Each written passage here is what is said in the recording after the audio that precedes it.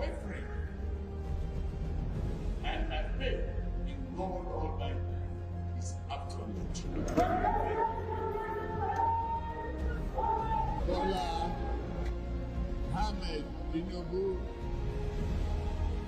do solemnly swear that I will be faithful and bear true allegiance to the Federal Republic of Nigeria, and that I will preserve, protect, and defend the Constitution of the Federal Republic of Nigeria.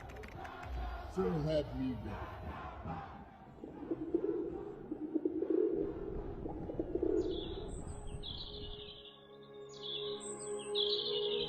Security challenges in Nigeria continue to evolve, piling pressure on security forces. Reports indicate that kidnapping for ransom remains top on the list of security issues in the north of the country. President Bola Tinubu assumed office, emphasizing the need for collaboration and for security forces to confront the challenges head-on. In a security incident tracker, Beacon Intelligence, a private security company, has shown that there have been 5,461 cases of abduction and 9,858 fatalities in the last year.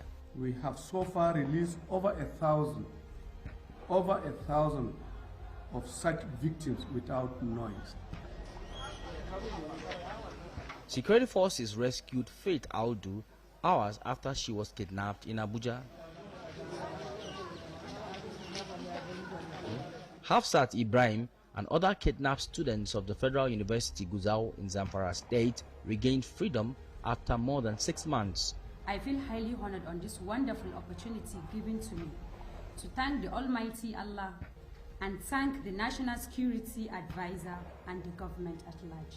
For these girls who were taken from their home in Zamfara State, freedom came after 18 months. Stemming from advanced intelligence from our Force Intelligence Department and operational capability of our anti-kidnapping squad in Katsina State Police Command, as well as tactical support from the Nigerian Air Force 215 Forward Operating Base FOB Funtua, the safe rescue of these minors was accomplished. There are people who are here, there are people in the bush, there are people outside who fully cooperated, and then we are able to successfully carry out operations. While security forces are devising new methods of tackling the security challenges, the Chief of Defense Staff advocates a whole-of-society approach to stem the tide of insecurity. Calling on all Nigerians to put hands together with the armed forces and other security agencies to ensure that we make Nigeria peaceful. It is not an armed forces war. This is a Nigerian challenge, and all Nigerians must put hands together to work this out. To march beyond dimness of night in the open day of a new national hope. The security situation continues to evolve, presenting new challenges. Experts say a mix of kinetic and non-kinetic strategies is required for the whole-of-society approach to work. Sifon Asian, TVC News, Abuja. Joining me now to continue this discussion on the effort of this administration to curb insecurity is the former defense spokesman, retired Major General Chris Olukolade. Thank you so much for joining us on the program. Thank you so much for the privilege. And happy May 29 celebrations. Yeah, I say happy May celebration to all Nigerians. The conversation is on as to whether there is what to celebrate or not. Where do you stand? Oh, definitely. The nation has many reasons to celebrate. The preservation of our sovereignty, the defense we enjoy by activities of our men, and the peace generally. Indeed. Although it could be better, but the one that we have now is relatively okay for us. And who can understand the value of peace more than a soldier? So when you consider security and life, the security of life and property, is Nigeria safer today than it is or it was in the past year? In the past year, yeah, we can say incrementally. What do I mean by incremental? Building on the previous successes. Nigerians definitely have better reasons to have great hope concerning safety and security generally. There are prospects, not just for the achievement of the operatives, the services in the field, but for the fact that the atmosphere gives more reason for better performance, and the disposition of the services indicates that we have great hopes for a more secure nation. What's your assessment of this government's effort at tackling insecurity? We've seen when Mr. President came up, there was a change in the heads of security agencies and chiefs. We've witnessed increased funding, the deployment of technology and what have you. How impactful would you say this government effort has been in the past year? Well, one thing that is obvious is that the services, the security agencies seem to have better understanding from the leadership. Okay. And that itself could mean a lot of morale, particularly for the leadership of the services. The fact that you have a commander-in-chief who you can assess, who understands the nuances of modern warfare, modern security management, and you can easily explain and get his understanding. That's what we assume is affecting their performance positively. If you see the reports in relation to the number of terrorists that have been neutralized here and there, a statistics I saw recently was talking of over 9,000 of such cases. Several have been rescued. I mean, those who were hostages. A number of efforts were also securing our economic assets, for instance. The oil theft has been tackled substantially, and I think there's some better effect on the morale of both the leadership and the operatives of the services, and it's telling off on their operations. So when you look at this data, courtesy of Beacon Intelligence, it's a private security company in Nigeria, it says we've had 5,461 cases of abduction and 9,858 fatalities in the past year. Does it fit well into how well you think they've performed, or you think this is saying something differently? Relative to the situation they came into, one would say it's a commendable performance in the sense that the situation was really, really bad.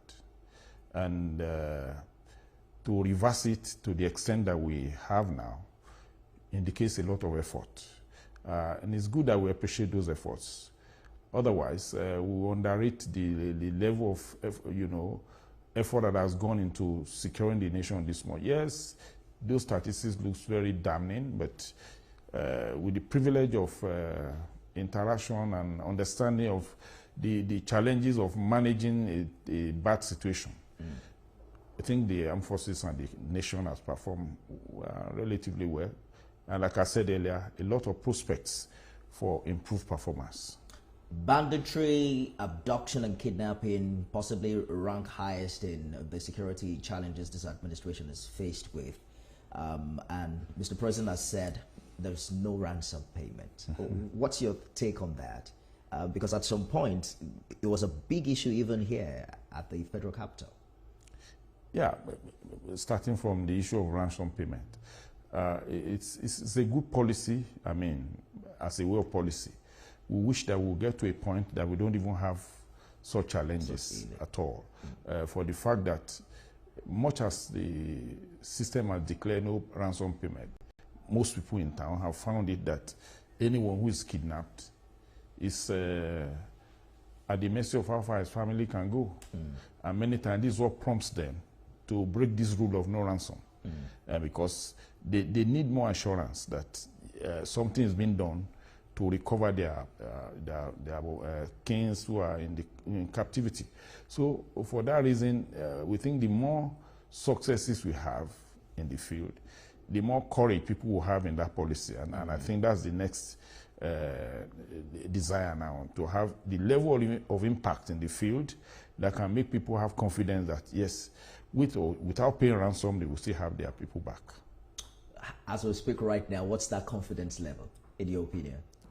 For an average Nigerian whose loved one is kidnapped, you think they agree completely with Mr. President's no ransom payment stance? No, it's obvious not everybody agree. Like I said earlier, based on their experience, the experience of, they need assurance. They want to be assured that, okay, if I don't pay ransom, will my person be back? And quite often, the terrorists will negotiate with the families of the abducted. And it looks as if they are on their own, nobody to intervene. So for the much that government can assure people by results in the field, that sooner or later anyone who is adopted will be back. Absolutely. And that the incident itself will not go without being reversed. I think that's the assurance that we need to let people know that this policy means much to the nation. So two words that we've heard more than often in the past years, kinetic and non-kinetic approach. Some states have even gone as far as negotiating with these criminals as what they consider a more sustainable way of approaching this challenge. I don't know if that has necessarily completely resolved the challenge, but do you think, where do you stand between kinetic and non-kinetic? The two really has to... In the area of kidnappings and banditry. Yeah. I think the two should go together. However, the military should just face the kinetic dimensions. I heard you say earlier, quoting Mr. President, that the whole of society approach is where we can have the effect of the non-kinetic dimension. Quite often, leave the military, let them sort it out with the terrorists. And by the way, I think we should, manage our language in describing these people. Quite often, the people you call bandits are actually terrorists. And there's no need to segregate between the two. Let the nation know that we are dealing with terrorism in a very terrible state. Absolutely. And to give the impression that bandits are a better format than any other terrorist is not correct. So quite often, the more we know that we are dealing with a very terrible situation, the more the whole society gets involved in terms of providing. And that's the point I was trying to make, because the perception right now with many of the non-kinetic approaches is it gets to a point where some people begin to feel that if you kill more people, then you stand a chance to be negotiated with. You look at the civil cases amongst those. If you shoot at a person, you are going to have your day in court. If you steal, you have your day in court. If you do all these smaller crimes, nobody just pats you on the back and say what you need is rehabilitation. You have to go to the correctional center. So what vibe do you think this non-kinetic approach is giving, and what impact do you think it's having on our society from that angle? I'm not seeing the non-kinetic angle as an excuse for criminals to get away with their crime. If they survive the trouble in the field, if they survive to be alive, they should face the law. Indeed. And I don't think non-kinetic means anybody should get away with crime. And that impression should not even be created out there. Yes, if you surrender, it only gives you opportunity to face the law and maybe sort out yourself. Like one of these people speaking on war said, it is not the business of soldiers to play with terrorists. It's to send them for judgment before God. And that means their being alive is at the mercy of anyone who gets them back. So we should not overplay that non-kinetic dimension. And like I said, indeed, the military, the security agencies should just face their own work. And if there's non-kinetic, let it be done by the politicians. They are the ones who should be doing that discussion. Those in the field should step up operations and get rid of this thing as quickly as they can. When Mr. President assumed office last year, he emphasized the need for collaboration amongst forces and security agencies. We didn't see much of that in the last administration. At some critical points, we were getting, divisive, some form of division amongst them. Do you think we have fared better in that regard in the past 1 year? I think we have fared better for the fact that almost at the beginning of the administration, an incident came up in Lagos, if you remember, between the EFCC and the police. Indeed. The position of the government was very clear. We will not take this rancor within the security system. I think that message sank. At the inauguration of the service chiefs, the president emphasized that, warning them that he would not take non-collaboration among the services. Indeed. To a large extent, that is working. It's working at least among the leadership. Occasional instances of deviation are there, but I think the situation is better. For instance, I looked at the situation in Banex last week. I think the police did something professional. From the accounts I've read about that, otherwise it might have escalated. The professional management of that situation, without engaging either the fellow service people or even the people who committed the crime. That's one indication of. I think if everybody do their work with great level of professionalism, it is embedded in training that we must collaborate. Indeed. So deviation from those ideals could lead to people wanting to go it alone. Absolutely. Yeah. And that collaboration is needed, like you said, if we're going to win this onslaught.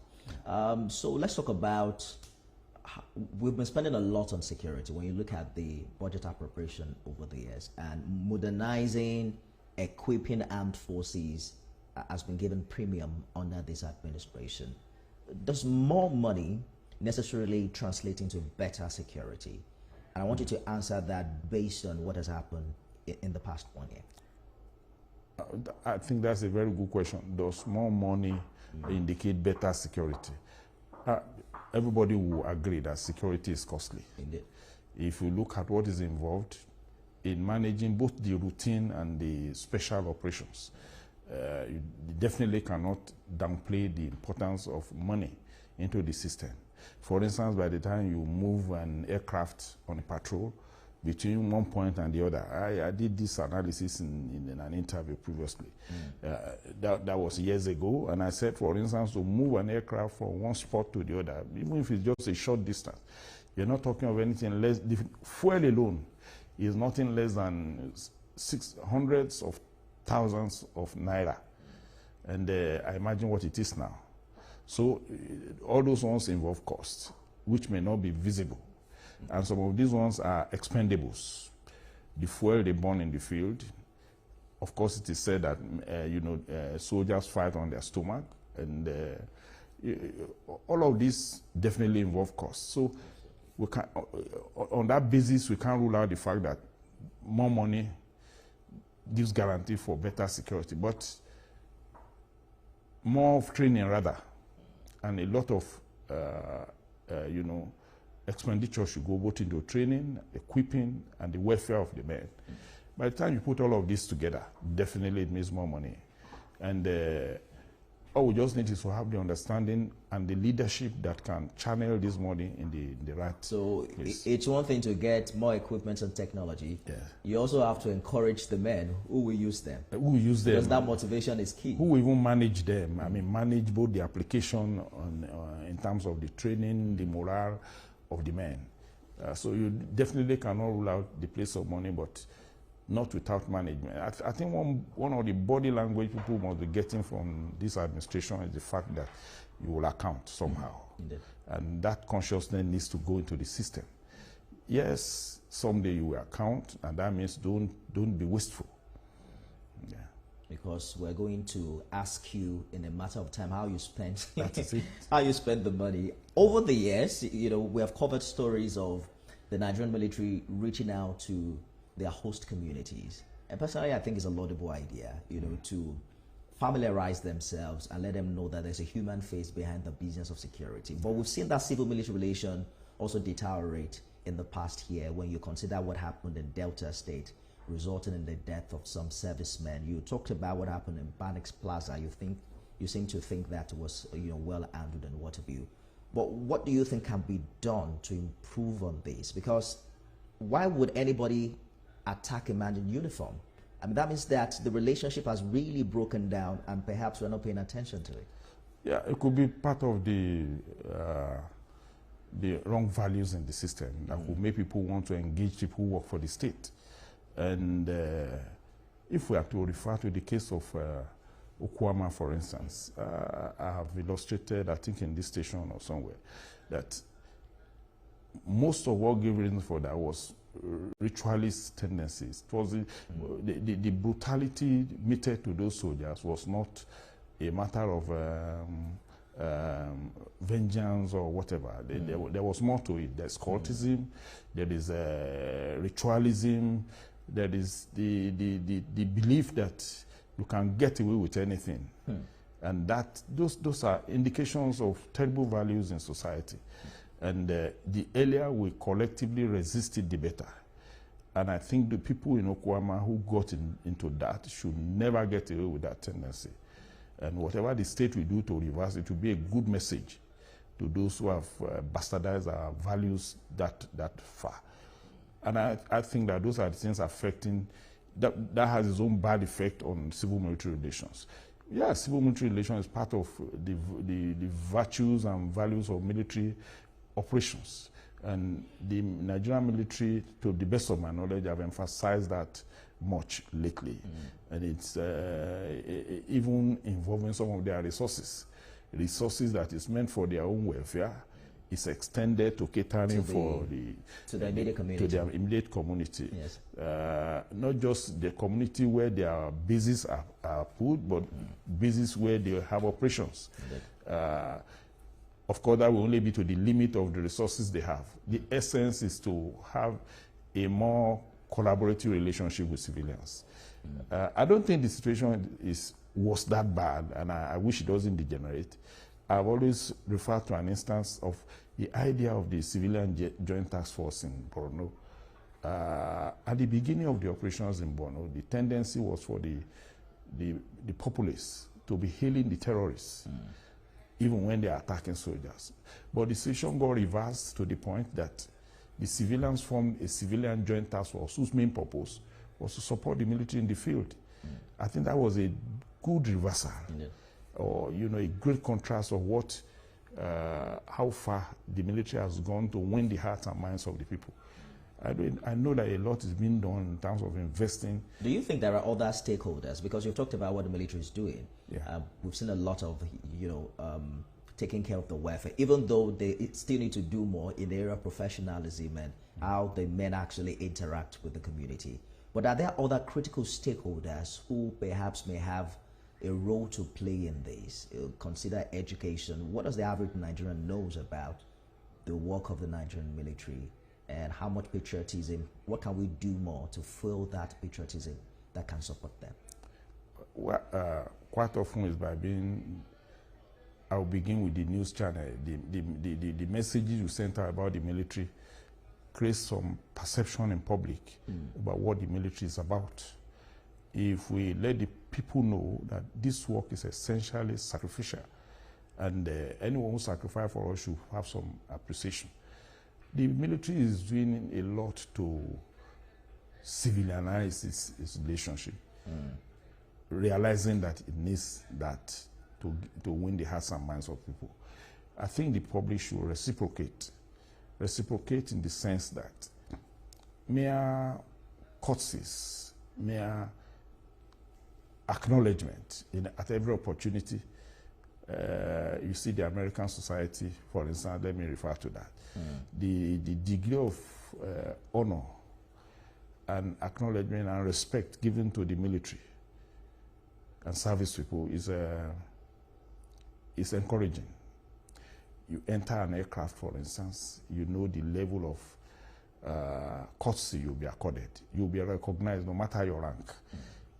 That's one. Even if you're a veteran, that a veteran is in a location, he gets some acknowledgement and endorsement. I think with a lot of perception management on our part, right from the media and the society, things will improve. Some have also blamed it on too much engagement of the military in civil affairs, you know, civil interventions.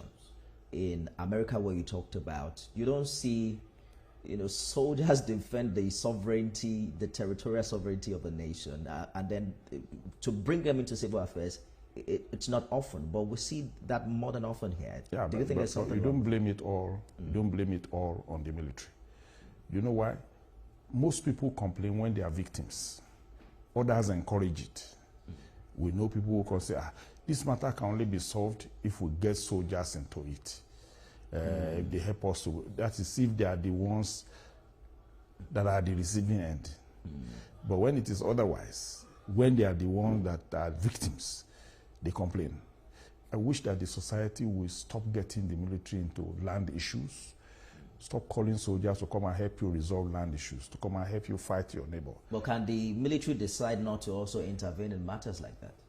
It doesn't have to. The training within the military is don't dabble in civil affairs, in civil matters. It's even an offense for you to get involved. A well-trained soldier knows, for instance, he shouldn't be a debt collector. He knows. A well-trained soldier knows that he shouldn't go helping somebody to fight his neighbor. But the pressure, the demand from families, friends who feel you can't be there and I'm suffering. They say only soldiers can solve this. They say if I get a soldier that will get my land back.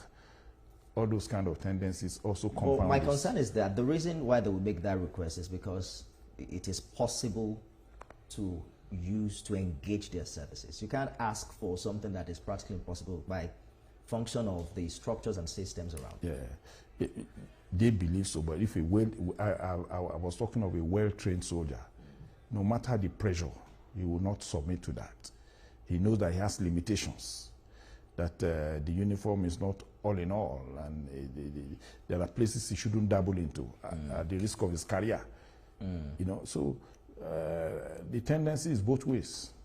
I was also going to say something about how we can, encourage civil-military relations. In terms of cooperation, the military needs partnership in certain instances. For instance, you want to add road to a place. There's nothing wrong in a company that has the resources to support that venture. And there'd be a partnership between the military and that company or that organization. The tendency to also support the military, both with campaigns. I remember there was a group that used to encourage us those days. They called Support Our Troops Movement. I don't know if it still exists. Those ones do advocacy from time to time to wake up consciousness on the value of military service in a nation. Unfortunately, we talked about civil interventions earlier. It is these things that paint the military in bad light, because normally I think the soldier is trained to use force to fight the enemies of a nation. Then when you bring them to civil, for civil situations like that, it paints them in bad light for society to see. But I want us to talk about what you consider the standard practice when the military is under attack by civilians, because we saw what happened in Okoma. And the Banex Plaza experience you talked about. When you see the comment, I see comments like people say, if I was here, I want to open the shop tomorrow. The expectation is that the moment you launch an attack against the Nigerian military, it is standard protocol that there will be retaliatory attacks. How does that fit into the reality of the military? How are they supposed to manage it? And what do you consider the current situation? I think there's a lot of restraint lately in the military, and this is attributable to training. Otherwise, some of the actions that many civilians do against the military is really unwarranted. But like I said, by virtue of training, there have been a lot of restraint lately. So you are not hearing so much vandalization and retaliation. And there's an assumption that there will always be a retaliatory move. If the law takes its course in good time, there will be no need for anybody to think of retaliation. Like I said, also, I think there's a lot of restraint which the leadership of the services will continue to encourage. If not, there will have been many, many incidents in response. Look at what's going on in Banex, for instance. Why is it taking so long to fish out the criminals? Why is it a big deal? Fish out the people who brutalized the soldier, and it's taking weeks. The same with Okwama. There's definitely people who know about this are hiding them, and they believe that nothing will happen. That could be very, very painful. And sometimes this prompts the tendencies people believe come. But like I said, a lot of restraint is keeping that tendency low. But what is the standard practice when soldiers are under attack by civilians? How are they trained to react? Well, the normal instinct of a soldier is to respond to anything that proves to be an enemy. So but like I say, a lot of restraint is curtailing that. The expectation is that the society will, through its processes, bring those deviants to law. For instance, if the people in Banex Plaza have been arrested, and they are they are already being prosecuted, nobody will feel cheated. So the standard practice is to watch out for the law and to take its course. We have to go now, but I want you to quickly react to some of the online videos we've seen. By the way, Mr. President was at the interment service for the soldiers and officers that were killed in Okwama. Yes. And I think many people appreciated that he was there. He also talked about giving scholarship to the children, both born and unborn, and giving them some awards as well. All right, so, but I want you to speak to some of the videos we've seen online of soldiers undermining civilian authorities, speak against governors. I mean, it has become rampant these days. Well, those are indications of indiscipline, but I'm also aware that the system have responded in a number of issues to say that, one, this is not the position of the system. Any soldier found in that who is traceable will definitely be punished, and I have seen a lot of them being punished accordingly. So it must make it clear to us that the system does not endorse it. Okay. And that's what everybody needs to be convinced about. Once it could be proved, they will definitely be punished. Absolutely. Thank you so much for joining this conversation. And I see that you're quite optimistic that things are getting better. Definitely.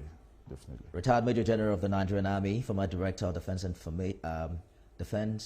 Information. Is that accurate? Correct. General Chris Olukolade, thank you so much for talking to us. Thank you for the privilege, and I wish you happy celebrations. Wish you the same too. All right, so as President Bola Tinubu marks 1 year in office, the Nigeria Police is one institution that he promised he would witness a transformation. Senior correspondent Ivy Kano reports in this package. He takes a look at how far this administration has fared in this regard. All right, before we bring you that report, we're also keeping tabs on what's happening at the National Assembly, where we're expecting Mr. President to perhaps address a joint session or open some of the new National Assembly complex this morning. Tijesu Adeoye is there. Joke Adisa is live for us at the National Assembly. Joke, talk to us about what's happening now. Do we have clarity as to the visit of Mr. President?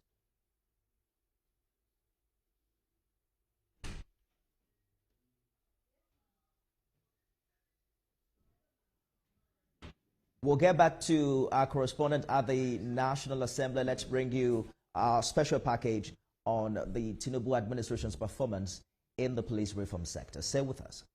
This administration has never hidden its determination not to only transform the security agencies in the country, but also completely overhaul the Nigerian police force. This was evident when in October 2023, President Bola Ahmed Tinubu set up a constitutional review committee with a matching order on police reforms. The mandate of the committee was, amongst others, look at the gaps in the 1999 Constitution with a view to bring harmony, synergy, closing technology and manpower to the Nigerian police force. Now it is 1 year, but has the Nigerian police force witnessed any progress? A lot of things has been done.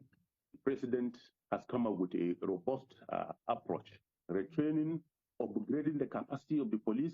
Some of the assessment made by the Minister of Police Affairs is that they have put up a scheme whereby police are expeditiously paid some of their entitlements. Thousands of them have been promoted. The president also has made a move towards improving the barracks. It involves capital intensive projects.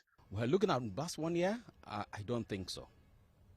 I mean, I've looked at welfare, even taking the example of the recent incident in Delta, where we had military, some set of military guys were killed, and some sort of police people were killed. The military were given almost a national burial. The police, we didn't know what happened to them. The police people are still buying their uniforms. The police people are still buying bail bonds, from external printers, and we'll have a national printing board ordinary that should provide that, because that's a security document. Speaking further, the private security practitioner gave the president kudos for tinkering with state police. It's critical for us to be able to succeed as a nation. The community is a gold mine for intelligence. Once the police can build and close that gap of that trust deficit that is among the people and the police, I'm sure state police will be a wonderful experience for us, Third Assistant Inspector General of Police believes a lot more can be done to reposition the Nigerian police. That is, you'll be able to have intelligence at your doorstep with minimum use of personnel to avoid losing many of your personnel. More vehicles, the APCs, communication equipment, drones. Drones are the way forward now. For the first time in Nigeria, the president approved the first week of April as Police Week and the last day of the week as National Police Day. President Bola Tinubu also expressed his willingness to invest in training and capacity building, upgrade equipment and technology of the force. Ivy Kano, TVC News, Lagos.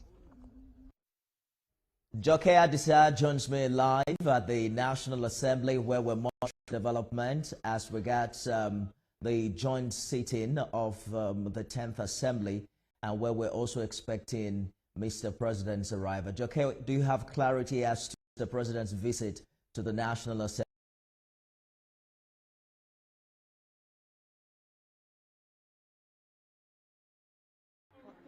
Yes, thank you, Nifemi. As things are, it's yet not clear. But from the feelers that we're seeing, it does appear that it will be here. We have seen the national chairman of the All Progressives Congress. We have seen the secretary to the government of the Federation. Some ministers have also come here. And the two chambers of the National Assembly are currently sitting differently. And any moment from now, the Senate will revert to the House of Representatives chambers, which is quite bigger than that of the Senate. So as things stand, it is still a bit dicey. But as we came in very early this morning, we saw heavy security presence, an indication that Mr. President will come. It's hectic getting access into the National Assembly. That was in the morning. But as we speak, of course, I expect that a number of our colleagues have been turned back because they do not have the tags that will grant them access into the complex. So on that basis, of course, it's so clear that Mr. President will be here. But from what we have also seen and from the snippets we are getting across, it is still yet not clear. But anyhow, whatever happens, we have seen some government officials. Like I said, the APC national chairman is here, the secretary to the government, and some ministers are here as well. So we are waiting, and any moment from now, we'll see the Senate come in. And we have also heard too that maybe the president may delay his coming by 1 hour. So we still, everything is still open, and as time goes by, of course, the pictures get clearer.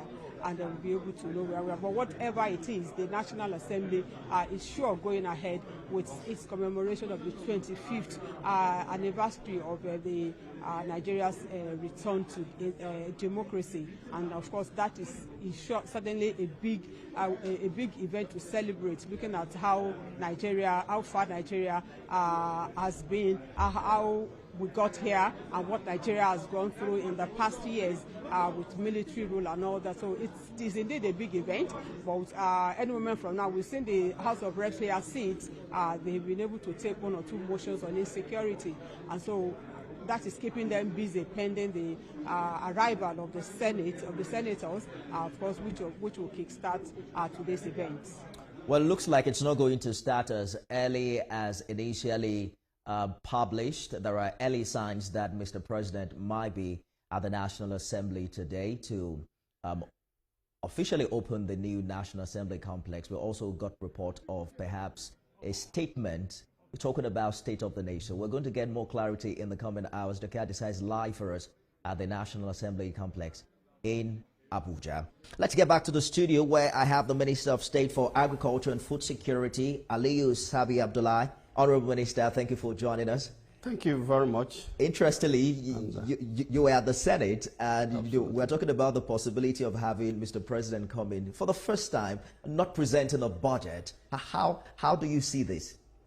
Well, this is brilliant, and one thing you cannot take away is the fact that he is a super Democrat.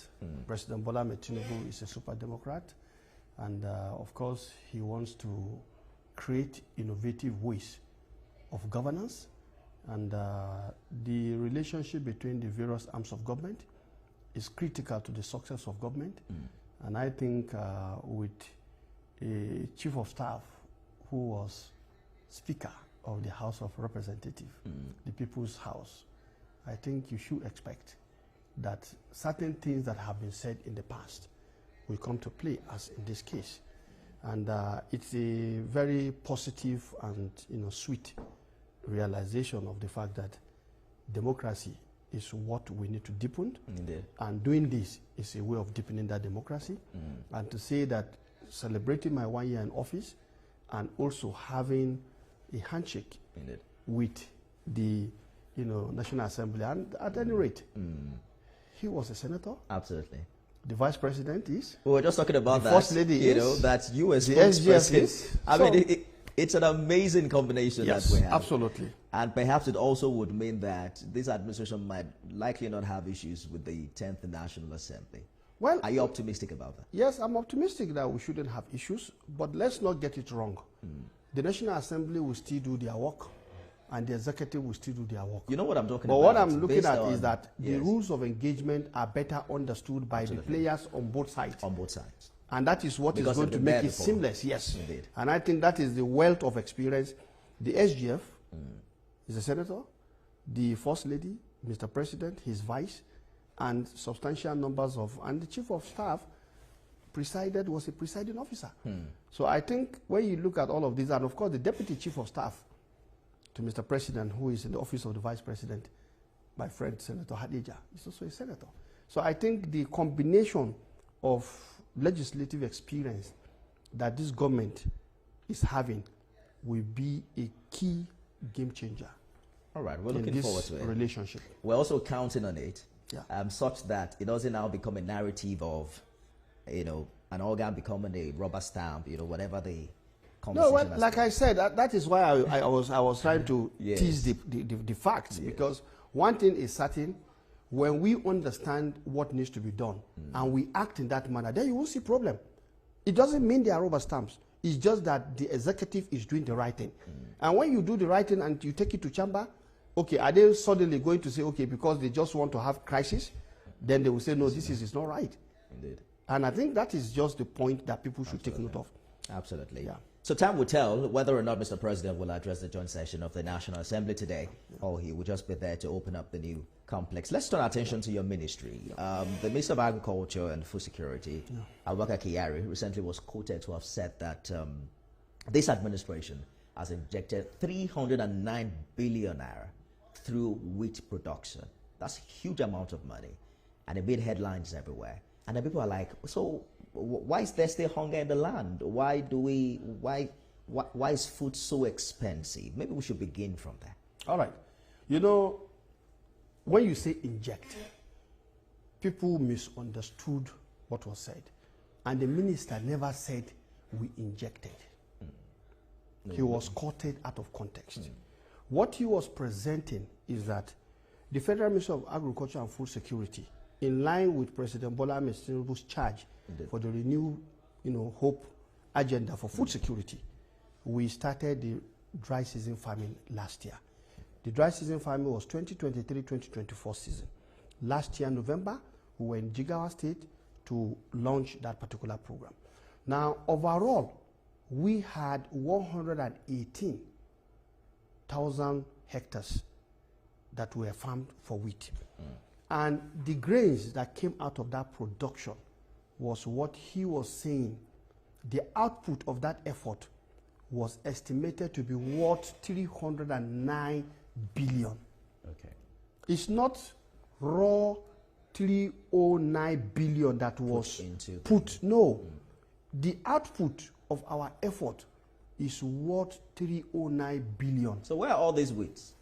The wheats are there in the market, and as we speak, maybe perhaps it will be of interest if you can decide to engage the market in terms of, for example, the flour mill of Nigeria, who are a major users of the wheat, and you understand what we have been able to achieve. You know, the way now the way Nigerians process this information is such a way that they mirror it with their current economic reality. We understand that. And whether or not it has impacted on the price of food. Okay, but listen to it. Yes.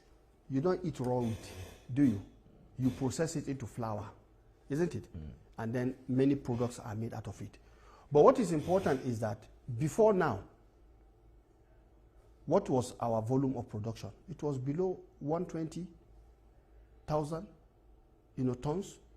And in this, we have produced over 400-something thousand tons of wheat. So, and we've just started. That was the first year. Now, with what we are doing, we are preparing both for the rainy season and the dry season. The intendment is that we are going to increase our size of production because, you see, it is a simple demand and supply thing. But at the same time also, let's not forget that agriculture is not operated in a vacuum. When we produce, there is value chain, and prices are impacted by various value chain activities, which is far beyond what agriculture can do. But let me say that we are aware, for example, you look at transport. Now, based on the new renewed hope agenda for transportation sector, of course, we are looking at the CNG driven vehicles, which will bring down the cost of logistics, and when that happens, it will impact on that. But I know, yes, somebody will say, well, we are hungry. That is true. But we can't solve this problem just with one soup action. And the president has said it very times without number that, look, I'm not a magician. I'm here to work. I want to understand the problems, and I get them to work. And we have been working. Part of that working is the fact that now we are having a dry season program, which was never something we give attention to before. But now we are going to. Our emphasis is for us to have all year-round farming and overall increase the productivity of this effort. And that is why you hear us talking about the mechanization, what do they call it, programs of government. We are having agreement with John Deere. In fact, for that particular one, as we speak, 500, tractors are on their way to Nigeria. And the Green Imperative project is there. The Greener Hope mechanization project is there. And all of this is designed to provide mechanization services to many farmers. Indeed. And definitely, Nigerian youths are the key target here, because no youth would like to go into farming using hoe and cutlass. We want to change the narrative. When you bring mechanization, a lot can happen. Planters, harvesters, ridgers, all the things. And I remember vividly when you say, look, those tractors should come with AC so I can put on my tie. And that is the mentality of the youth, and they are right about it. And what I also want to say here is the fact that when we continue to do our own production and we have food available with other indices that are impacted also being taken care of course, the vision is for us to have food that is affordable and is available on a sustainable basis. So this administration has done 1 year now. Yeah. Perhaps you can paint for us an idea of the timeline between which all of these efforts will come to fruition and Nigerians will begin to feel the impact and say, oh, indeed, now the prices have gone down. Now we have all of this. Yes, let me say this. The dynamics of the market goes beyond the agricultural sector. But what we can say in the agricultural sector is the fact that we are laying a solid foundation for a sustainable food system for Nigeria. We don't want a flash in the pan, you come and do this and then suddenly everything disappears. So if that has to happen, we need to get it right. So the first major constraint Nigerian farmers face is mechanization. And so we are doing, with all of the programs we are having, by the end of this year, a number of inputs will have come on board. Right now, we are already having, pockets of intervention that we are giving. For example, irrigation pumps. We are also making some, efforts on that. And even the sprayers, the knapsack, rather than farmers having rudimentary ways, which is even, injurious to their health, we are having better ways of handling this. And the aspect of even providing training for them to make sure that they are able to utilize all of these things effectively through what we call good agricultural practices. They are also part of what we are doing. But you see, agriculture is based on season timing. The rainy seasons are upon us right now. Indeed. And we are currently distributing the 2,150,000 fertilizers that Mr. President ordered the CBN to hand over to the Federal Ministry of Agriculture.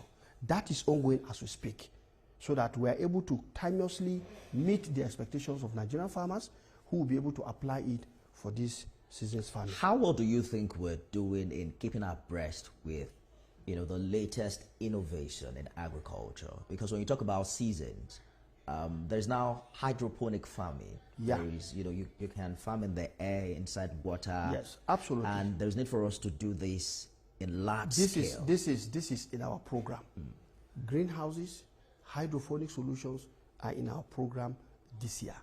And we are working to make sure that we'll get young Nigerians who will be trained, empowered to go into this production. That's the way to go, because the youth are involved. And you cannot get the youth to take hoe and cutlass again. That is rudimentary, that is past. And this is what we are looking at, technology. How do you intend to do this? And training, so? Yeah, it's basically first providing training to targeted youths who are interested, because the youths who are interested are out there. And we are going to get that. Apart from that, you provide the tools for the hydroponics, because it comes with a lot of requirements. Yeah. So if you provide all of these things and support the youth with it, then they are ready to take it on. Okay?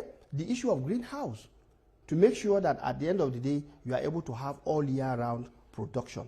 Because when you do greenhouses, you have mini drip irrigation facilities, you have seeds, you have fertilizers that comes with it, and you make it available to Nigerian farmers. That is it.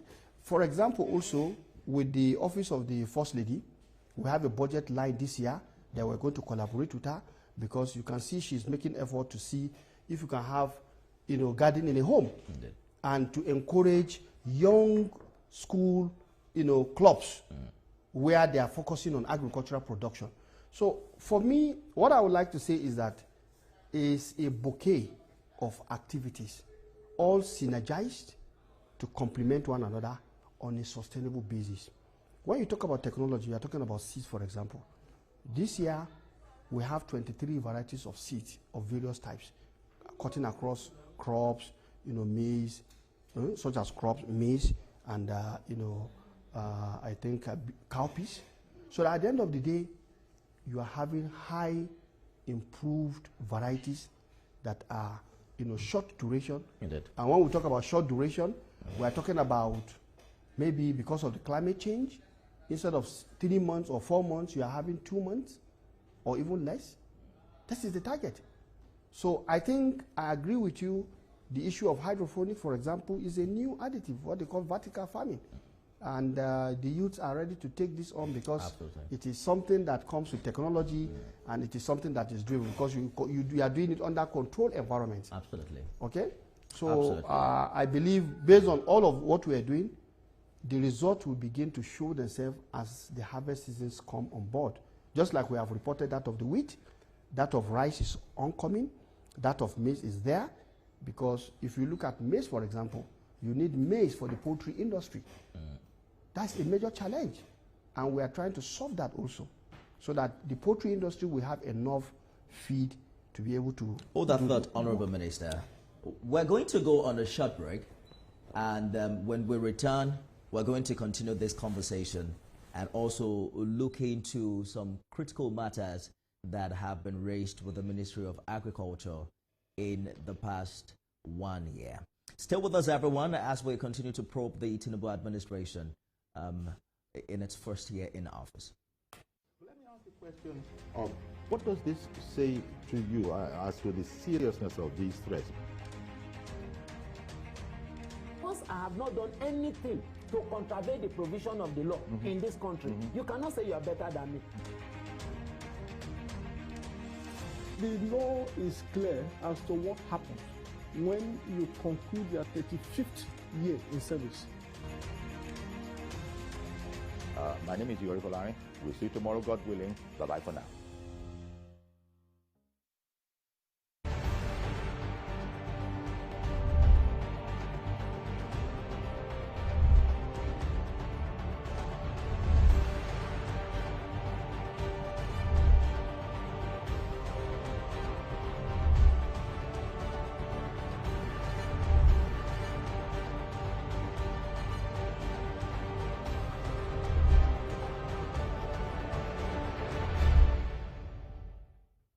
Our planet, our home, threatened by man's activities with fears of mass extinction on the rise. On Green Angle, we examine the issues that affect our environment, seek solutions to put us on track to secure and restore a cleaner and greener world for generations to come.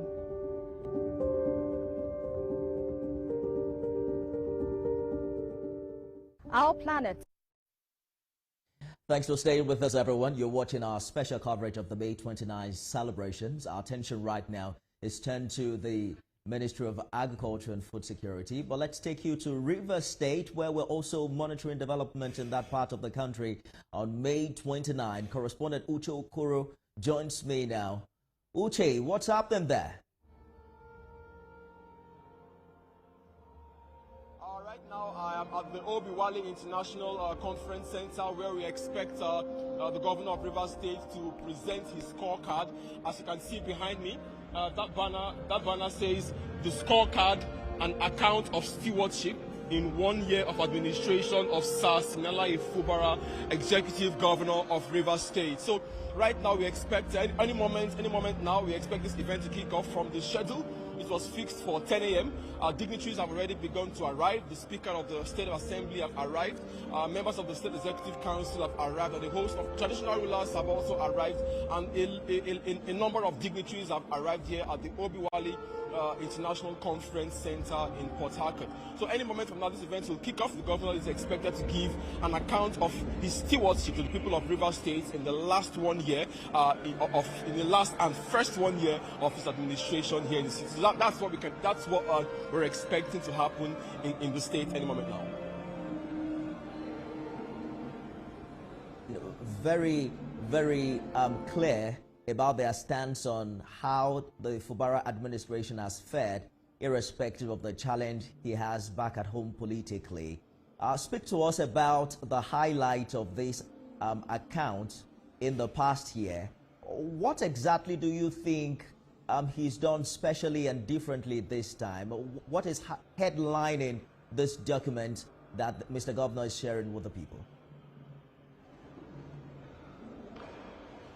We expect the governor to talk about, his government. He has built his government so far on three pillars. First, he talks about agriculture, he talks about healthcare, and he talks about education. he says his government is going to focus on these key areas.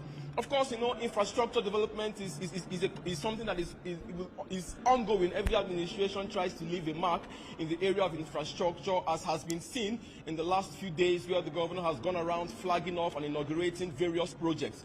But today, we expect the document, the document of his scorecard to focus on education, healthcare, and agriculture. As far as the governor is concerned, it says that previous administrations haven't paid enough attention to these three very critical sectors, and so his administration is going to focus on them now that he has come on board. So we expect him to talk about how much progress he has made in education. We expect him to talk about how much progress he has made to revamp and revitalize the health sector of Rivers State. And of course, you know that Rivers State is hoping to harness its potentials in agriculture. So we expect him to also talk about what they have done so far and what they intend to do in the coming years to harness the agricultural potentials of Rivers State. At the early stages of his administration, the governor talked about revitalizing a number of fish farms, a number of plantations and all of that, a number of state-owned agricultural facilities that have gone moribund. So he says, as coming on board now, he's going to revitalize this sector. So those are some of the three key areas that we're expecting to highlight when he comes on stage to give an account of his stewardship to the people of Rivers State. But as you rightly pointed out, all of that is being, we also expect some form of politics to come on board, because, you know, the governor has said, yes, I've been at the helm of affairs for 1 year, but my administration actually hit the ground running 3 months ago, 4 months ago. Why? Because of the politics. So those are some of the issues that we expect to take the front burner when the governor comes on stage to present his account of stewardship to the people of Rivers State. It sounds like while other governors are giving an account of 12 months or a year, Mr. Governor is going to be given 3 to 4 months. If I'm quoting you accurately, Uche. But then, all eyes on Rivers. Yeah, you're correct, Nifemi. Go ahead, please. Yeah, Nifemi, you're correct. Absolutely. Oh, yeah, Femi, Nifemi, you're correct. You know, the governor has always said that, you know, initially when on the 14th of May specifically, when the governor began his 1 year in office activities, there were a lot of criticisms that he hasn't done enough, that he hasn't done so much in the last 1 year, that the people of Rivers State do not have that much to celebrate. And then at the next event, when after those comments were made on social media, mainstream media, the governor said that he has heard about these comments, but people need to understand that he actually began governance, actual governance began about 4 months ago. That's counting back to, you know, the start of the political crisis. He said that right from May 29th, when he took over he was sworn in as governor. The government hasn't been able to really do anything because of the political intrigues of the state. So it is, like you said, indeed it's an account of stewardship of perhaps 6 months, not 1 year. But as far as the government is concerned, it is so far so good. But I think at the end of the day, by the end of today, the people of Rivers State will be the judge. Well, we expect to hear more from Mr. Governor himself. He makes a lot of headlines these days when he addresses the issues in Rivers State. We also know that he will make some political statement.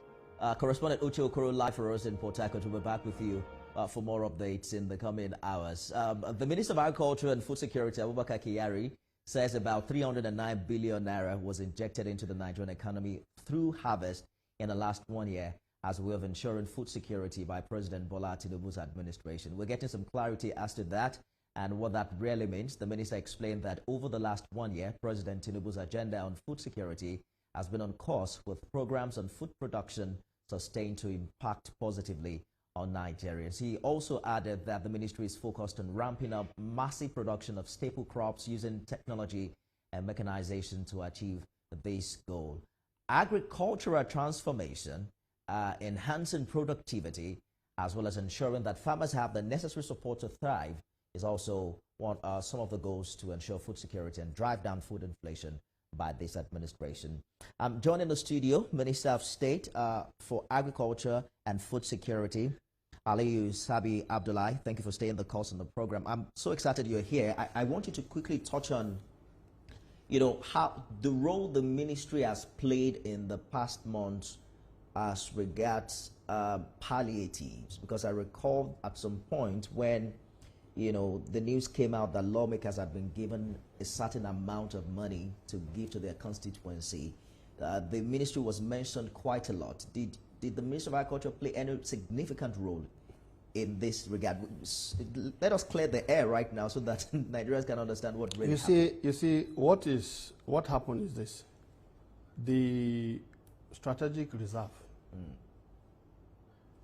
had some quantity of grains, and Mr. President ordered that we release 42,000 metric tons. The 42,000 metric tons was released to states through the National Emergency Management Agency, NEMA. They handle the logistics. And you are aware that different states are receiving it at different times because the logistics of such volume is massive. We're talking about more than 1,000 trucks of, that is trailers. Now, the aspect of the National Assembly was in the supplementary, emergency intervention. And we did the procurement for members of the National Assembly. So you should understand that when National Assemblies are assigned or allocated... Was it 100 billion as was quoted? Well, I cannot say exactly this is the figure, but I knew that there were provisions made that each member of the National Assembly can provide palliative to this particular amount. Who determined what was procured? There's a procurement process. Okay. Procurement is a law. And in doing the procurement... I'm saying, did you get food or you got some other... No, what happened is this, in the provision, in the budget, the bulk of it is, for them to have food. And some of them actually had other things that support production.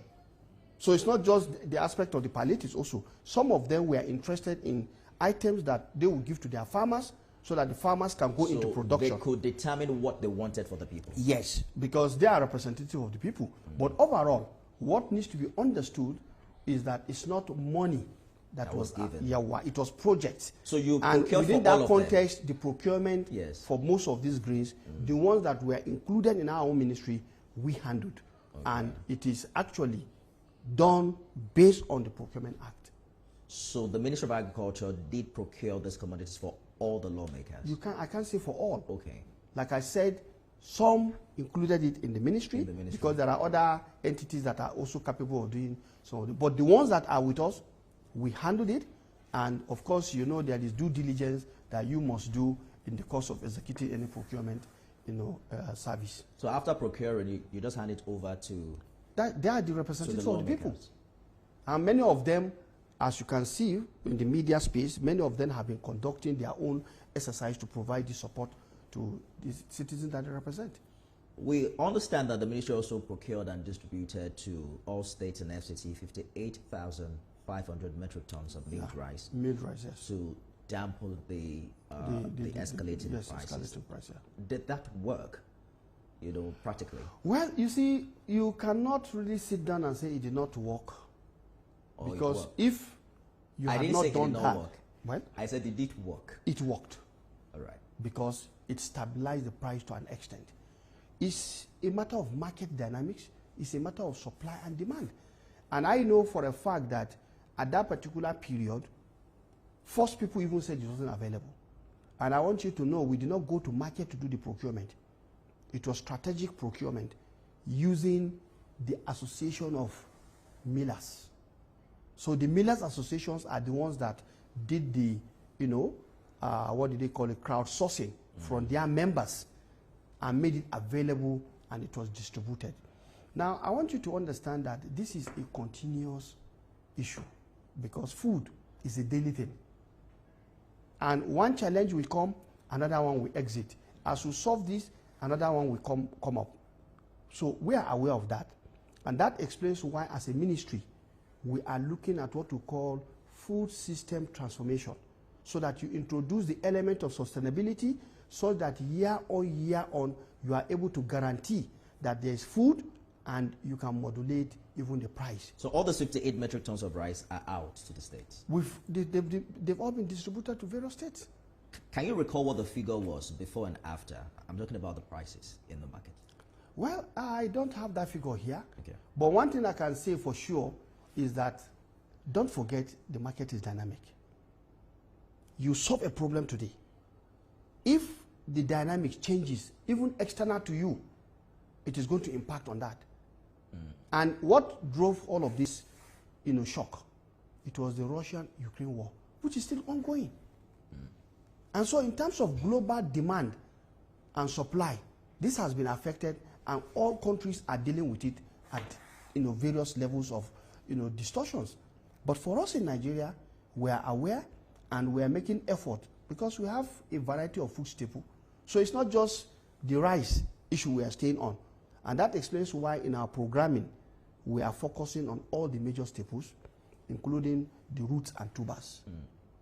We are focusing on them in this rainy season so that we will give massive support to farmers for them to be able to do the production. And that means in 3-4 months' time, we should have massive injection again of additional source of food. Right now, for the dry season, a number of states, right now, if you go to the field, you'll see a number of people who have done the rice season, dry season rice farming, for example, they are there harvesting. So it's a continuous thing. And we are aware. That explains why we are making effort to continuously give farmers the support, because we are aware at our own level that if you can continuously increase the supply and guarantee supply with the other elements of governance, for example, logistics is a major issue, and you are aware that the president has already declared we are going to continuously support CNG vehicles. So when that holds sway, you can imagine how it is also going to impact. The nationwide deployment is expected to happen today, but the most important thing is seeing how fast the conversion will happen in the coming days, because it's still just a few days. These are issues that don't happen at a flash. Absolutely. Sometimes when you want to do certain things, even like this distribution, it's not as if it's an SMS. One click, it goes to 1 million people. The logistics involved is enormous, and you must plan it. And that is what is happening. And we are working together with the Office of National Security Advisor, with all the security people providing support for this.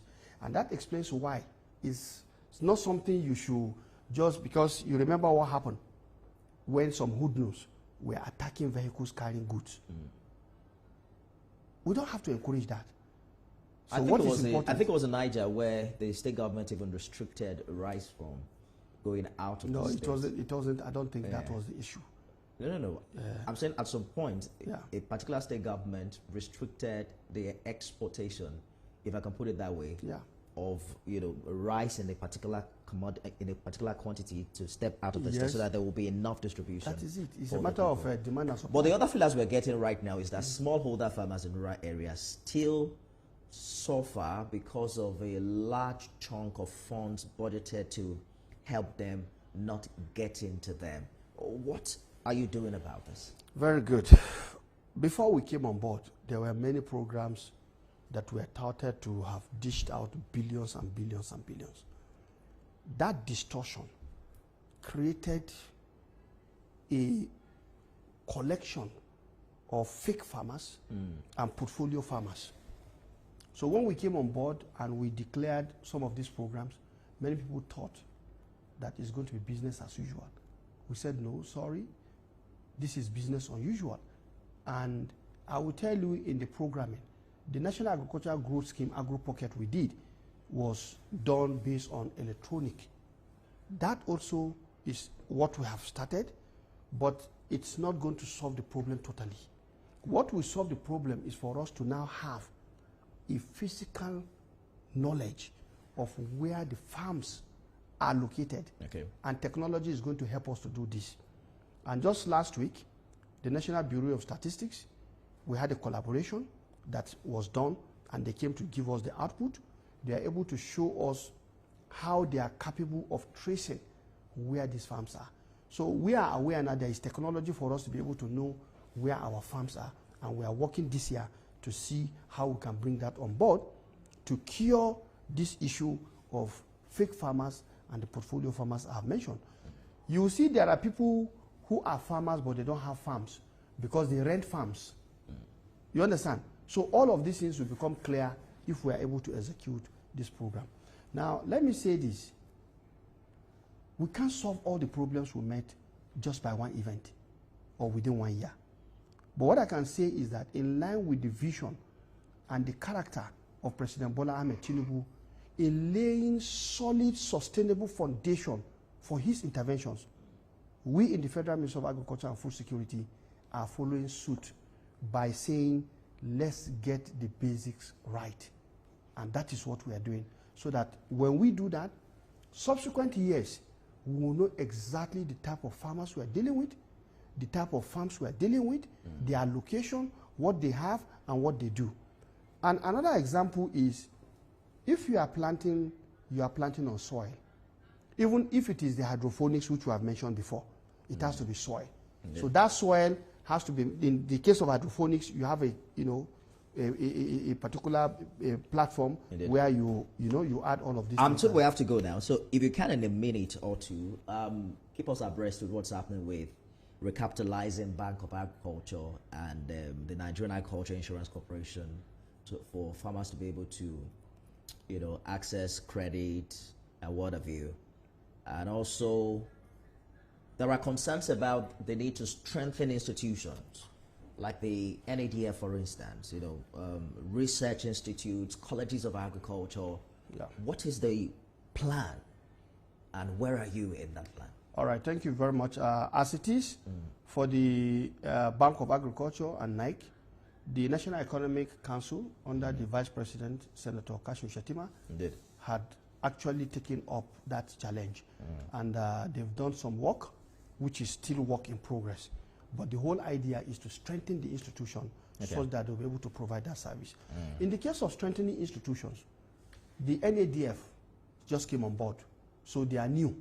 And what we have done with that institution is to say that lay a solid foundation for intervention into our various institutions.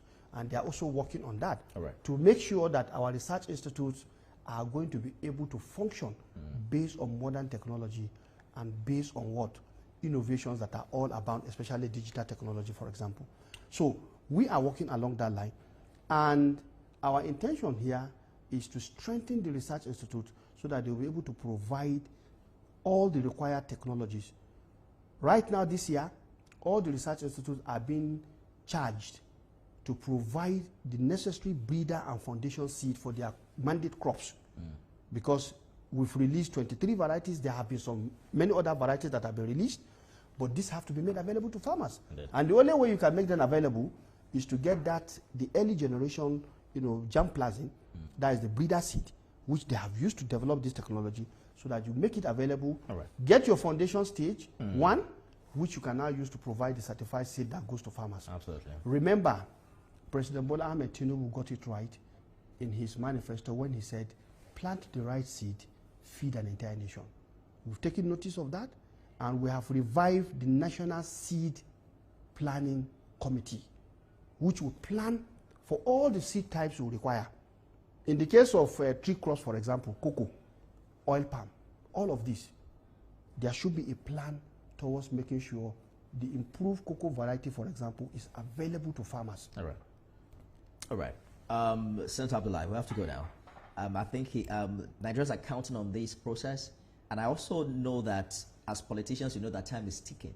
Yeah. And so Nigerians are in a haste to see all of these come together. We are equally in a haste, but then we don't have time, we don't have control over time. So Absolutely. We have to be patient, and I want Nigerians to give us that benefit of the doubt. After all, renewed hope is here. Minister of State for Agriculture and Food Security, Ali Sabi Abdullahi, thank you so much for talking to us. Thank you for having me. I will wish you all the best. And thank you for having us on this very special day. Thank you so much. All right, so we are taking a look at what's happening across the nation. And let's now get back to Lagos, where senior correspondent Adedoja Salamadeni is standing by covering the report card of the Sanwo-Olu administration. Adedoja, where exactly are you and what's happening there? Okay, Nifemi, I'm at Badore Terminal here at Aja area of Lagos. This is where Governor Babajide Sanwo-Olu has decided to celebrate his 5 years in office as the governor of Lagos State. he will be here shortly to inaugurate omnibus ferries. These are 15 ferries to help add to the existing ones for proper movements on waterways. I must also tell you that the Lagos State government have put different measures in place to make commuting from one place to another on the waterways seamless, with the provision of life jackets and the channelization of the waterways, and also the removal of wreckages on the waterways. I must also tell you that in the last 1,000 days, about 1,251,000 passengers have commuted via these waterways in Lagos, and these are the ferries behind me. About 15 of them, the governor will be inaugurating. In the last 1,000 days, 1,251,000 passengers have moved via the waterways in Lagos.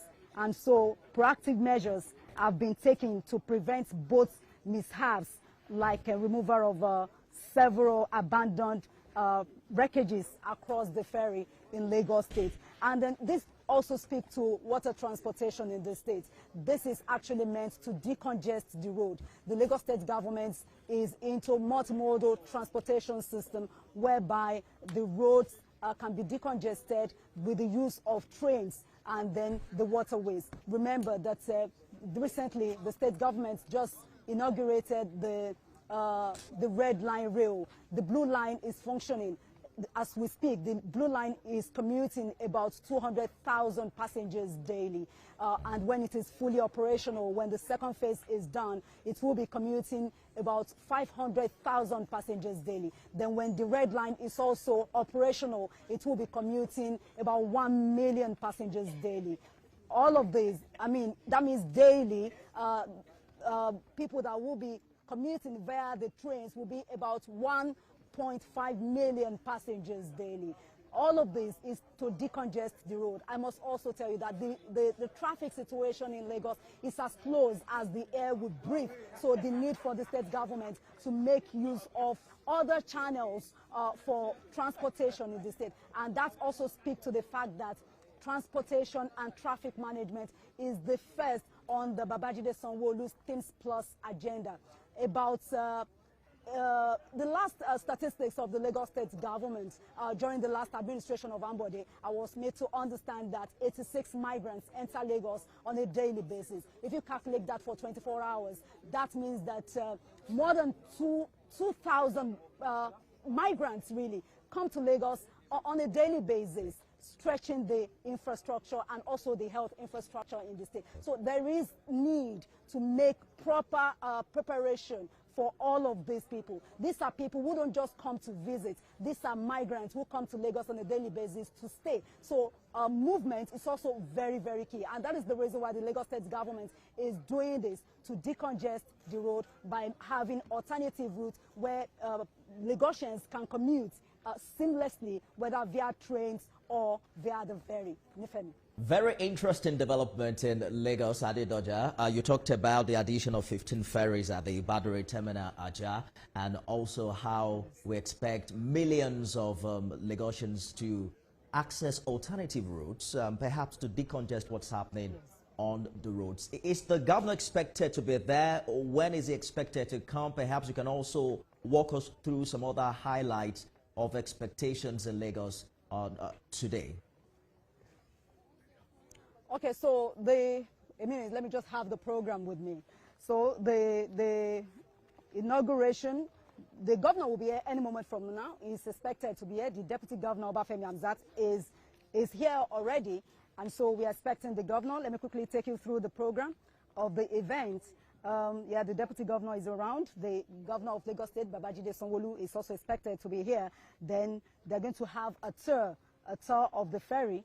And we believe that we're going to move on these waterways to give assurance to people, because people are skeptical yet to actually travel on waterways.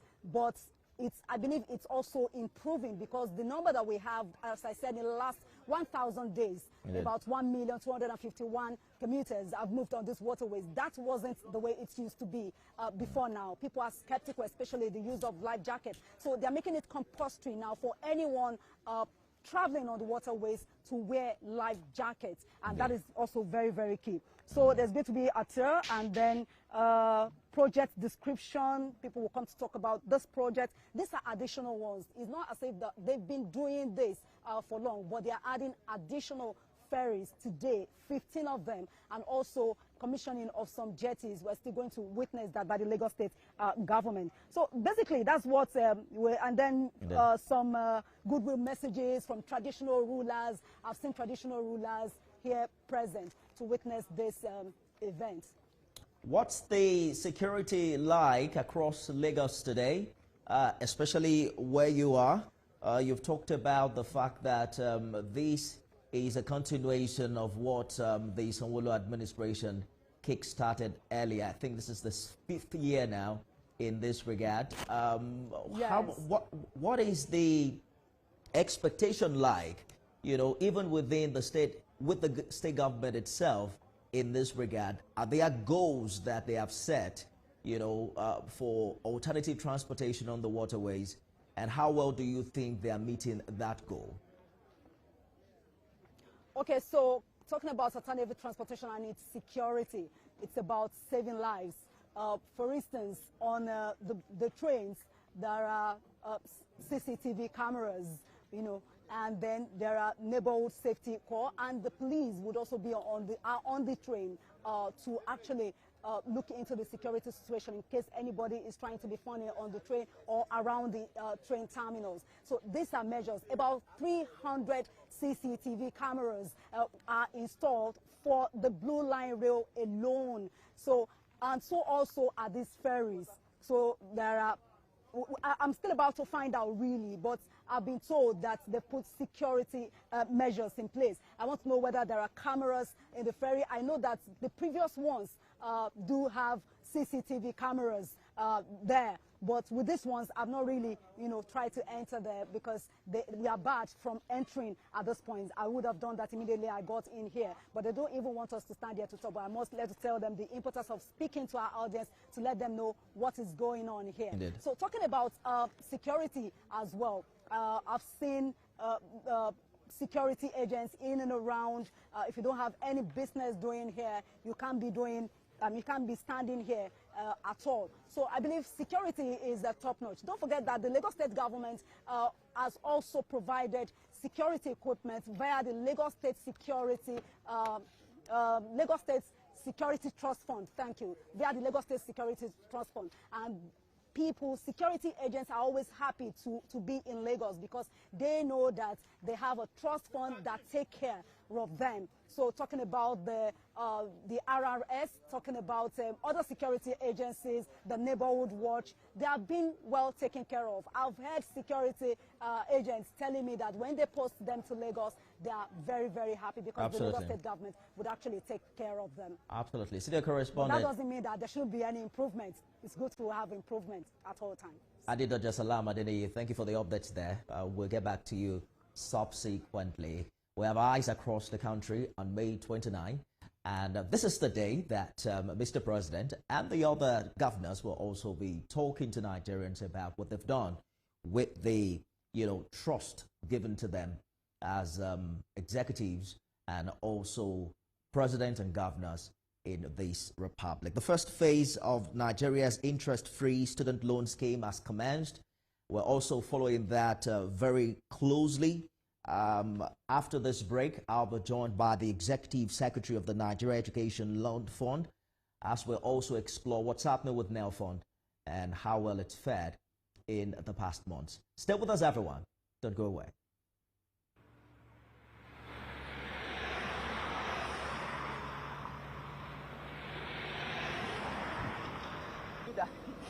That called you. TVC no go talk like that.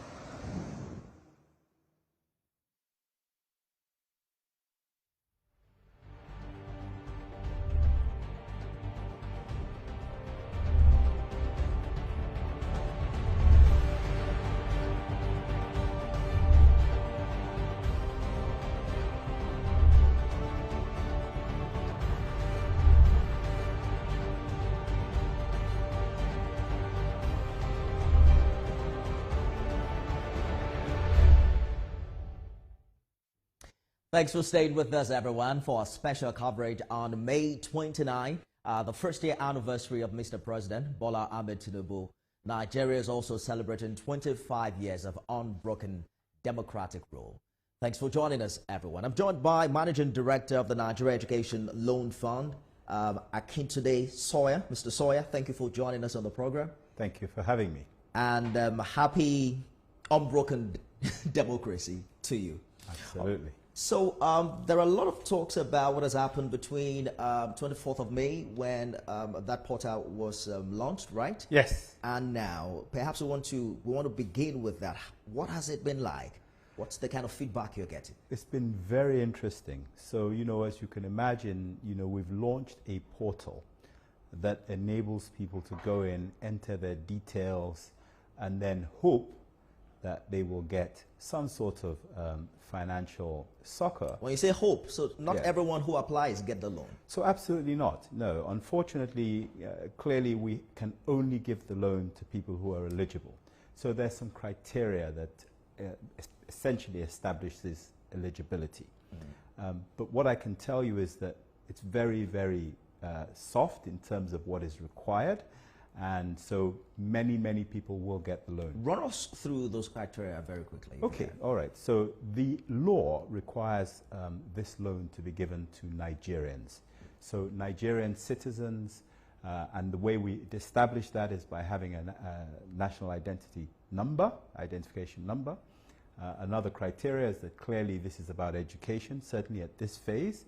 Education into tertiary institutions, which requires you to have a JAM number. So if you don't have that, unfortunately, you won't be eligible. That also cross-checks through to the institution. Okay, so I don't think anyone can get to, if you don't have a JAM number. Some people don't write JAM to get to universities. This is true. However, in this case, what we're encouraging people to do is to go and write their JAM, because this is a major requirement. So without writing JAM, you can access the loan? Without having a JAM number, unfortunately, you can't access the loan for the stage. Why so, though? Well, I think do you think that captures, do you think more Nigerian students wrote JAM before they got to school? Have you done that maths to know whether you're not disenfranchising a tangible number of Nigerian students? So the data that we have tells us that most students have written JAM. However, we recognize that some haven't, and we're encouraging those who haven't to go and do so.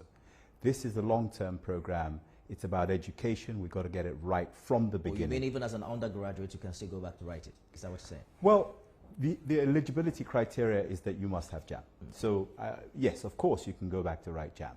If you're in a tertiary institution, a university, a polytechnic, a college of education, then really you should have a JAM number. That's what the criteria that has been set requires, because we can't make this an open-ended thing. It's got to be something that's driven by criteria and eligibility, and so that has to be. Just to add to the other eligibility criteria you talked about, BVN. So again, people must be financially included. They must be able to pay the loan back through a proper financial system.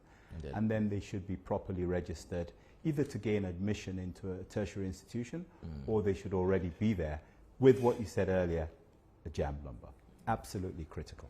So you have to be a Nigerian, you must be a student, it's an education loan, you need a JAM number, BVN. Yes. Do you need NIN as well? Yes, of course. That's the demonstration that you're a Nigerian. So if you have an NIN, that actually proves your citizenship of the great nation Nigeria. Doesn't sound difficult anyways from the way it looks here. But the first phase we understand is strictly for students of government-owned tertiary institutions? Yes, right? so actually the law requires us only to provide these loans for those in state-owned, government-owned tertiary institutions. Now, the President, His Excellency Bola Ahmed Tinubu, GCFR, has indicated that he would like to see this extended to all Nigerian citizens. The law as it sits today only allows us to offer these loans to those who are in government. So you will have to go back to the National Assembly to review. We would have to go back, because they're the ones who can change the law. They hold the powers to change the law in Nigeria. We would have to go back. But we're not there yet. What we're doing at the moment is we're rolling this out in phases. So we're going to start, or we have started, with the federal institutions.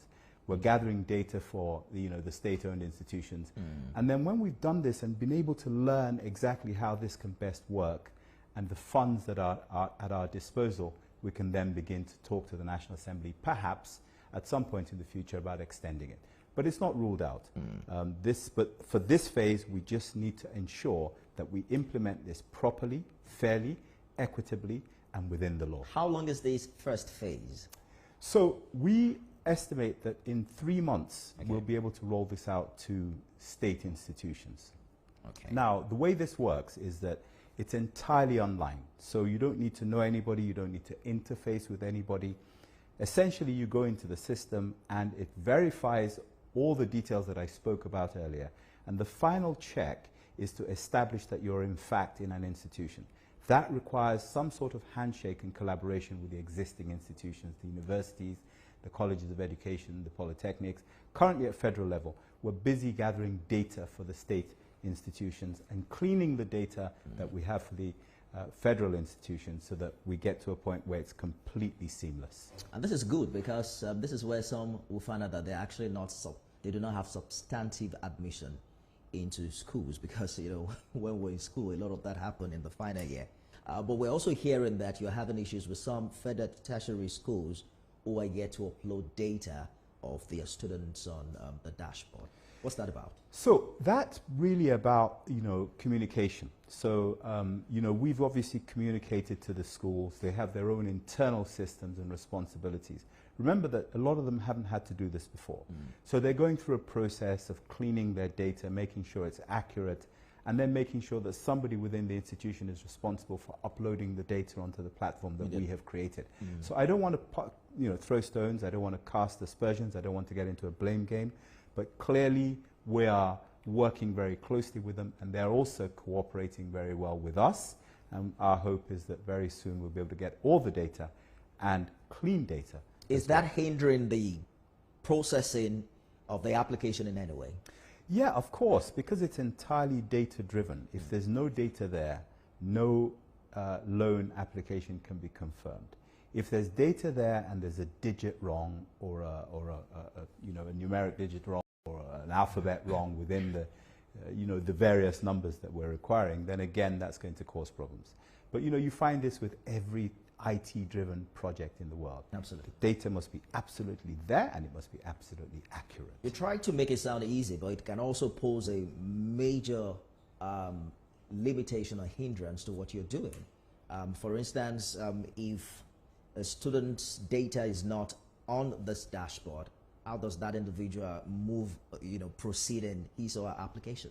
Okay. So look, one of the things we've done is that we've put in a proper ticketing system, which means that if you have any issues proceeding with your application, then you can come to us and we will troubleshoot and identify where the issue is and then share that information with the student or with the institution to ensure that that is corrected. These are natural teething problems with any IT-driven project. You will encounter issues. It's just about how you escalate, how you ticket, how you ensure that you have proper reporting, and then how you fix the problem. So in 3 months, this is expected to get to state universities? That's our expectation. So as I said, we're very busy gathering a lot of information from 50-odd state institutions just to ensure that we have the data on all the students that they have either coming in or already registered. And we think that that process will take about 3 months. What about those who are willing to acquire vocational skills and qualification? Okay, so that's a phase that we're not going to really kick off until about 6 or 7 months down the line, and I'll tell you why. A lot of them, not all of them, a lot of the people who wish to acquire vocational enhancement, if you like, or studies, from our research, are largely currently unbanked. Some of them don't have NINs, some of them don't have some of the basic requirements. For example, JAM would not work in that group of people. And it's a much larger group of people. So we're having to work really from scratch to see how we can identify these people, bring them into the financial system, bring them into the formal recognized identity system. That's going to take quite a bit of doing. But actually we think that that's worthwhile because that's really where the biggest impact will be felt in a country as large as ours. And the President, in his wisdom, added this to our portfolio And we're very excited to be in the throes of doing this now, but that's going to take some more time because we have to gather the data. Do we have an idea the number of students we have as we speak? And so I'm just concerned about, this loan is not meant for everyone, right? If you can afford your education, you're not supposed to apply. Do you think that is a message that is out there? Well, yes, I think it's a message that's out there. I think you're going to find that, so first of all, let me deal with the numbers that you asked for. We think there are about 1.8, 1.9 million. In tertiary institutions? In tertiary institutions. Both federal and state? Well, yes, federal and state. Okay. The numbers that are in the federal institutions, about 1.2 million. Okay. So we kind of have an understanding of the numbers of people who are potentially going to apply. It's worth remembering that within those numbers are foreign students. So there's some students from abroad who actually study in Nigerian institutions. So we have a sense of the numbers, of the total numbers. However, we recognize that not everybody will want the loan. We recognize that, not everybody who wants the loan is prepared to take, the stipend, for example, because there are 2 tracks. But we expect a lot more applications than people in the educational system, because people, there's pent-up demand. People want to try just to see if they can get it. But unfortunately, some of them may be disappointed because there is a process that we must follow. And that process, I think, gives us a cap. Well, this process doesn't show whether you need the money or not, right? Right, so that's a good point. I think one of the things that we're trying to do, and if you remember I said we asked for the BVN. One of the things that we are asking students is to give us an indication of their level of need. Okay? In this country today, it's quite difficult to determine who has savings, who hasn't. And that's one of the reasons we're looking at the BVN, because that gives us an indication of who's banked. So you're going to be spying into people's accounts? Well, spying is probably too harsh a word to use. However, it's in our best interest to protect taxpayers' money, to ensure that we're not handing out money to people who don't need it, and therefore depriving those who do of having access to those funds. We have to be sure, and we're going to do everything we can to make sure that we give these funds to people who really need it, not to those who are just trying. Okay, so someone who has a millionaire in their account is not likely going to get this loan? Well, the truth about it is that how much are these loans? These loans are, 200, 300, 400,000 for, institutional fees. If you have £1 million in your account, there's probably going to be some explanation for you having it there, but we would rather give these loans to people who have 100 naira in their accounts than to people who have £1 million in their accounts. You can imagine that it's a moving line, and we've got to be sure that we're not discriminating against somebody just because they have money in their account. They might be able to account for it in a particular way. It may not be regular funds, but clearly what we're looking at is those who are getting regular funding from whatever source are less likely to be eligible for this than those who are really hard up and are able to really tell where their next session fees are going to come from. How much does each student get, and does it cover for accommodation, feeding, and every other expenses you will need as a student? Okay, so the good news around this is that we will cover 100% of the institutional fees. Okay. So whatever the institution charges the student, if the loan is approved for that individual, we'll cover that 100%. In terms of the stipend, that is going to be a figure that will be determined by a number of things. One, your means. Secondly, perhaps where you're studying. There might be a greater requirement for you to have more funds if you're in an inner city institution than if you're in a rural institution. The student themselves may say, look, I only want a proportion of the stipend. So this will be determined based on information that they provide us. We'll have an algorithm that will give us a view on what Mr. Nifemi perhaps should get vis-a-vis Mr. Sawyer. So we're looking at it carefully. That is a variable figure on that side. But on the side of the access to education, the institutional charges, we are going to pay 100% without option. Sounds good. Does a single application means that you get the loan throughout your stay in school, or you have to apply again for another session? Okay, thank you for that question, and it's important that I clarify this. The fact that you gain admission in the first year doesn't mean you will remain in the same institution or in the same course for the second year. So this is done on the basis of a yearly application. You know, students, sadly, all kinds of things happen to people in their first year. Some die, some suffer a debilitating illness, some are involved in accidents that stop them from being able to proceed or proceed for a period of time. In that case, we can probably halt the loan if it's a temporary stop, and then they can apply again. What is interesting about what we're doing is that once you register for the loan, you create an account with an L fund.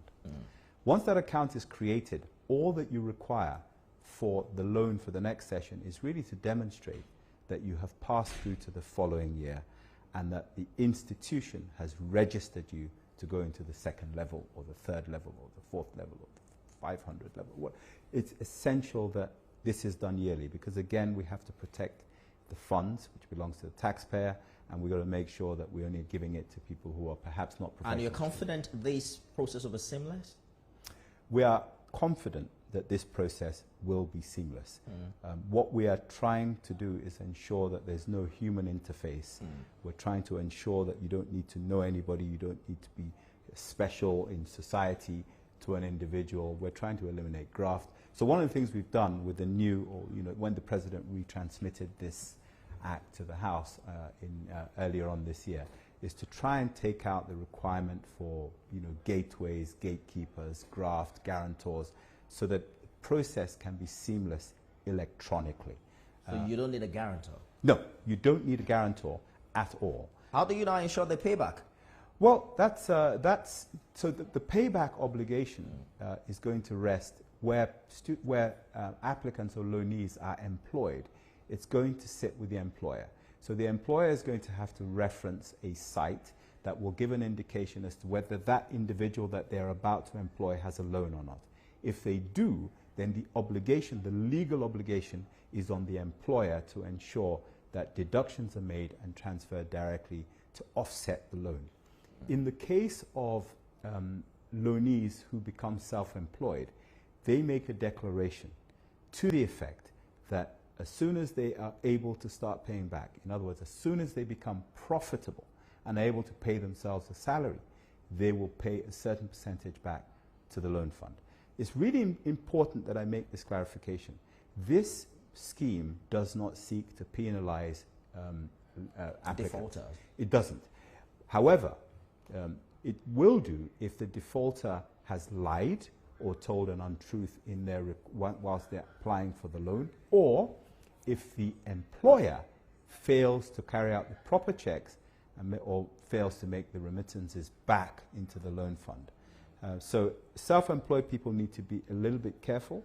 Employers need to be very focused on understanding, that actually they have an obligation to play to return taxpayers' money. We're definitely going to talk more about this. It sounds like you're putting a lot of trust in the ability of Nigerians to do what is right, and hope you don't get your fingers burnt.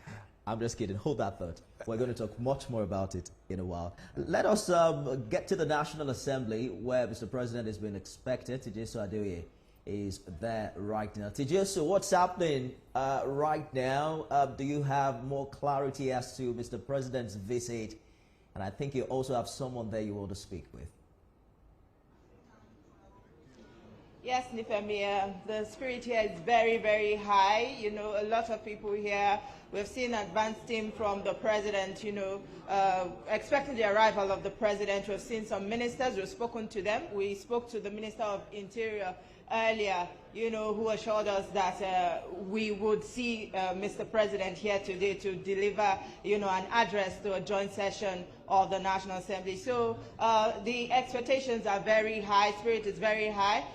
We expect the arrival of the Chief of Staff, who was once the Speaker of the House of Representatives, to deliver his keynote address here at this event today. And also, we expect to see the commissioning of the library that will hold, key, historical documents of the National Assembly to ensure that, some of these critical assets are not lost. That's the knowledge of the National Assembly. So a lot of things expected to come out from this place today. We still expect the arrival of Mr. President. Like I said, the expectations are high. We've seen his advance team. We've seen ministers. We all expect to see his arrival. here at the National Assembly.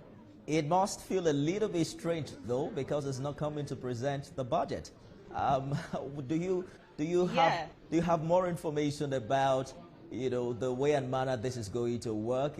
Are we expecting to see an interaction session between him and members of the Assembly, or is just going to address them and leave? Yes, Nifemi, this would be the first of its kind, because normally when we see the president coming to address a joint session, it is for him to present the budget. But this is totally different. That is why a lot of people are skeptical. Is he going to come? Is he not going to come? But a lot of people believe that he's going to be here, and they say this is the first of its kind. Mr. President has shown that he is a president with a difference. He is the president that has the people in mind and more interactive. And, you know, I believe the president should be here because we see a bit of a rush here. So maybe that has put that skepticism to rest.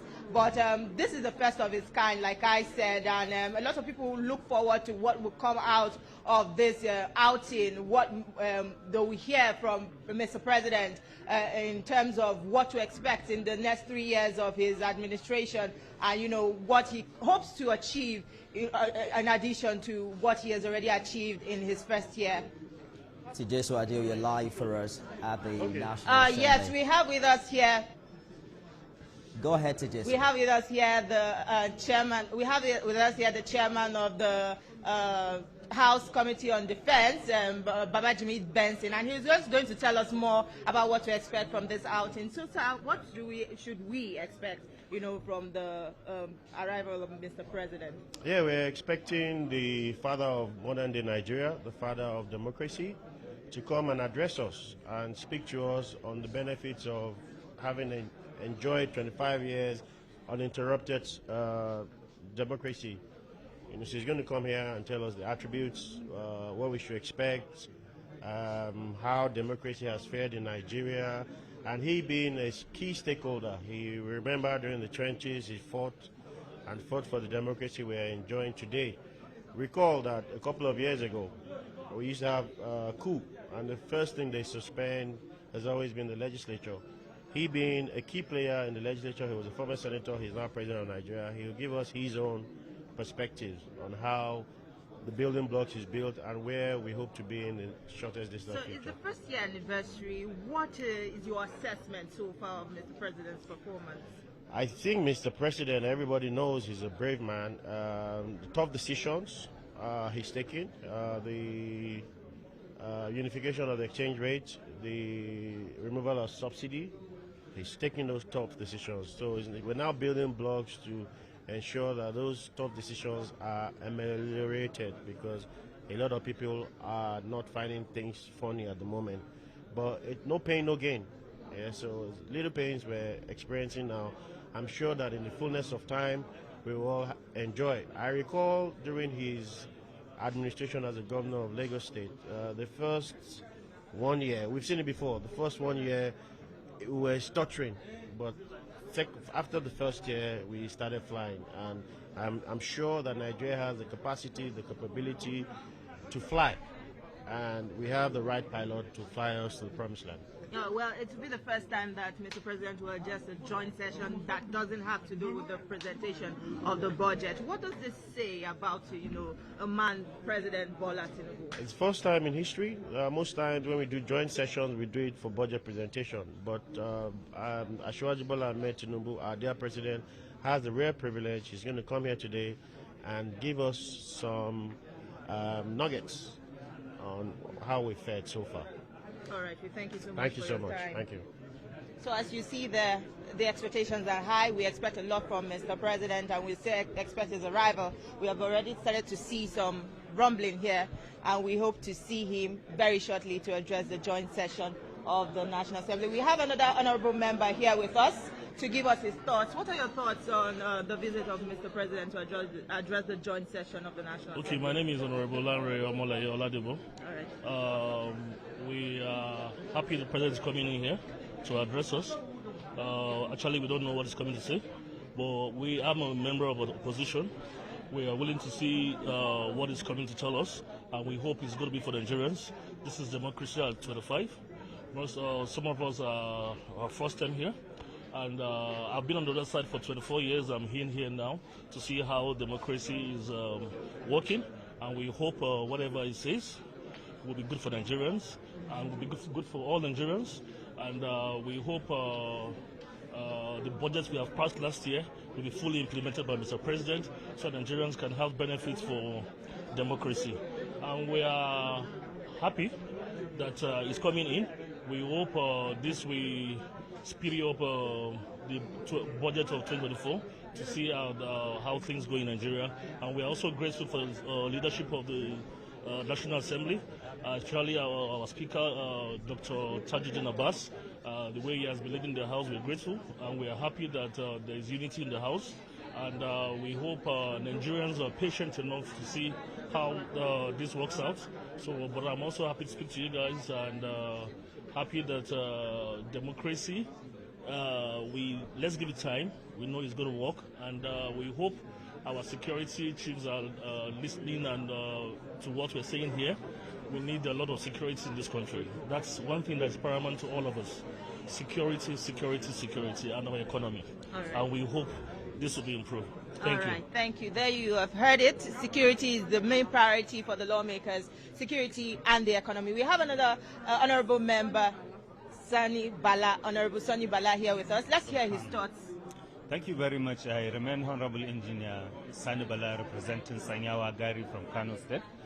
And we are happy to be here to celebrate the 25th year of democracy in Nigeria since its inception without any break from 1999 to date. The main topical issue of discussion here is eradication of poverty and insecurity. Then maybe other things like basic infrastructure like road, water, electricity supply, and others can come in.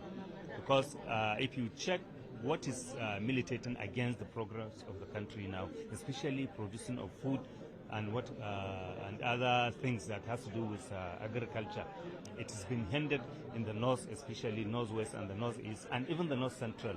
And you produce almost 70% of Nigerian needs when it comes to agriculture from this cycle. So without sufficient security in the country, there will be hunger, there will be no employment, and there will be abject poverty. So that was why our topic of discussion mainly today, even when we started the plenary today, the discussion was only on how do we eradicate insecurity in the country, how do we eradicate insecurity in the land, how can we provide basic amenities and what have you, so that our people can feel a sense of belonging. It's not only celebrating the democracy, but what are the achievable things that we drive from democracy. So that is just the essence of being here, and we hope that the president will come, and when he comes, he will speak on these three topical issues as I mentioned. And so far, what is your assessment of his performance so far in the last 1 year? I'm very happy with his performance. We have to be patient. He's always say it. He didn't hide it. He said from the beginning when he started his policies, they might not be, welcomed by Nigerians, but you should give it time. It's very easy for you to destroy something, but to rebuild it will take time. So that is why we have to take time to think in a positive way with the president, because he can never be there just to find things that will not go well for the Nigerians. I'm very sure he's thoughtful in his thinking, he's perfect in his thinking, and definitely we give him time. He has even said the reaping time is here. All the wahala that we have gone through, inshallah, maybe from any time from now, we start to reap the productivity of our labor. All right. So we are very happy with it, yes. Thank you very much. You're welcome.